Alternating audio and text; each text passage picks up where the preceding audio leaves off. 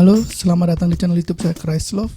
Kiranya kasih Kristus menyertai kita semua. Hari ini saya akan membahas mengenai video yang sedang viral, yaitu Basuki Cahayapurnama atau Ahok mengatakan jikalau Yesus tidak mati, mungkin pada umur 40 dia akan menikah. Yahudi kalau di atas 30 tahun itu pasti nikah. Makanya ada tafsiran kenapa Yesus meninggal 33,5 tahun. Kalau tidak, dia sampai 40 dia pasti harus nikah. Jadi orang Yahudi itu ada kewajiban sebagai imam, sebagai pemimpin harus menikah.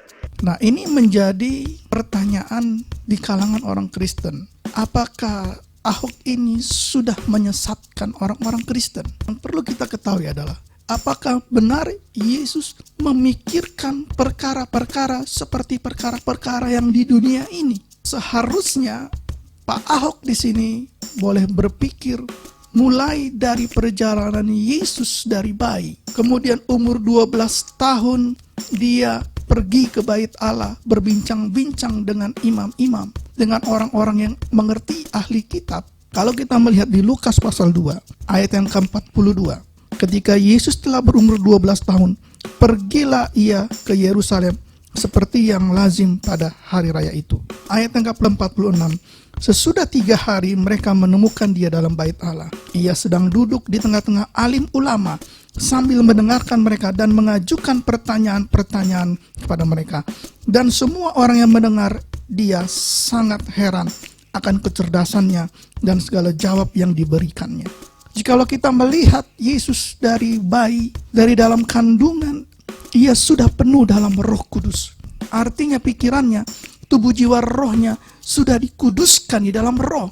Kemudian Yesus Kristus tidak memikirkan perkara-perkara duniawi seperti yang dipikirkan manusia pada umumnya atau seperti yang dipikirkan oleh Pak Ahok.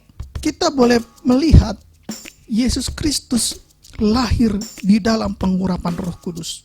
Artinya apa? Artinya sama sekali Yesus tidak memikirkan hal-hal yang duniawi, tapi dia memikirkan hal-hal yang surgawi.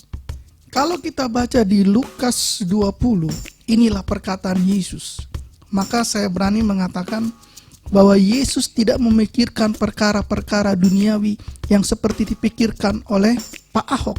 Karena dia penuh dengan Roh Kudus, maka dia memikirkan perkara-perkara surgawi, bukan perkara-perkara duniawi. Matius pasal yang ke-22, ayat yang ke-29. Yesus menjawab mereka, "Kamu sesat, sebab kamu tidak mengerti kitab suci maupun kuasa Allah. Karena pada waktu kebangkitan, orang tidak kawin dan tidak dikawinkan, melainkan hidup seperti malaikat di surga. Tetapi tentang kebangkitan orang-orang mati, tidakkah kamu baca apa yang difirmankan Allah ketika ia bersabda, Akulah Allah Abraham, Allah Ishak dan Allah Yakub. Ia bukan Allah orang mati, melainkan Allah orang hidup." Ketika orang-orang Saduki bertanya tentang Matius 22 ayat 24, Guru Musa mengatakan bahwa jika seorang mati dengan tiada meninggalkan anak, saudaranya harus kawin dengan istrinya itu dan membangkitkan keturunan bagi saudaranya itu. Tetapi di antara kami ada 7 orang bersaudara. Yang pertama kawin tetapi kemudian mati. Dan karena ia tidak mempunyai keturunan, ia meninggalkan istrinya itu bagi saudaranya. Demikian juga yang kedua dan yang ketiga sampai dengan yang ke-7. Dan akhirnya sesudah mereka semua, perempuan itu pun mati. Nah, ini pertanyaan orang Saduki. Siapakah di antara ke-7 orang itu yang menjadi suami perempuan itu pada hari kebangkitan? Sebab mereka semua telah beristrikan dia. Nah, Yesus menjawab mereka sesat, bahwa pada waktu kebangkitan melainkan hidup seperti malaikat surga. Karena pada waktu kebangkitan orang tidak kawin dan tidak dikawinkan, melainkan hidup seperti malaikat di surga. Artinya apa? Yesus lebih besar dari malaikat-malaikat di surga. Malaikat di surga tidak memikirkan kawin dan dikawinkan. Nah, Yesus lebih besar dari malaikat. Walaupun dia berada di bumi, pikiran Yesus adalah pikiran yang dikuduskan, bukan memikirkan perkara-perkara dunia. Jadi perkataan Yesus bahwa mengenai kawin dan dikawinkan ketika pada hari kebangkitan, maka manusia akan sama seperti malaikat. Baik laki-laki, baik perempuan akan sama seperti malaikat, tidak memikirkan kawin dan dikawinkan. Artinya apa di sini? Yesus sendiri dari perkataannya sudah menjelaskan bahwa dia di dalam kehidupannya tidak memikirkan perkara-perkara daging atau perkara-perkara dunia. Yesus tidak memikirkan perkara-perkara mengenai kawin dan dikawinkan. Karena di sini jelas bahwa Yesus sudah mengatakan dari awal, dia akan mati dan bangkit pada hari yang ketiga. Dan dia akan naik ke sorga. Artinya Yesus memikirkan perkara-perkara yang di atas, bukan perkara-perkara dunia yang dipikirkan sama seperti yang dipikirkan oleh Pak Ahok. Maka perkataan jika Yesus umur 40 tahun akan menikah, itu tidak akan mungkin. Kenapa saya katakan tidak akan mungkin?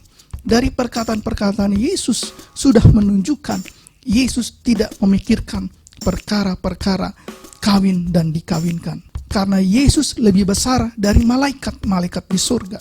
Jikalau malaikat-malaikat saja tidak memikirkan perkara kawin dan dikawinkan, maka demikian juga Yesus tidak memikirkan perkara-perkara tersebut. Walaupun ketika Yesus datang ke dunia menjadi manusia, tetapi perlu dicatat, Yesus masuk ke dalam rahim Maria justru lewat firman Allah yang hidup. Jadi bukan oleh karena nafsu seorang laki-laki, tetapi oleh karena firman Allah yang hidup. Jadi dalam pikiran Yesus, dalam kehidupan Yesus, sama sekali tidak memikirkan perkara-perkara daging, perkara-perkara kawin dan dikawinkan, tetapi dia memikirkan apa yang menjadi kehendak Bapa di surga. Demikian video dari saya. Jikalau video ini menjawab pertanyaan tentang Pak Ahok mengenai jikalau Yesus umur 40 menikah, silahkan di like, komen yang positif, dan jangan lupa di subscribe. Tuhan Yesus memberkati kita semua. Haleluya.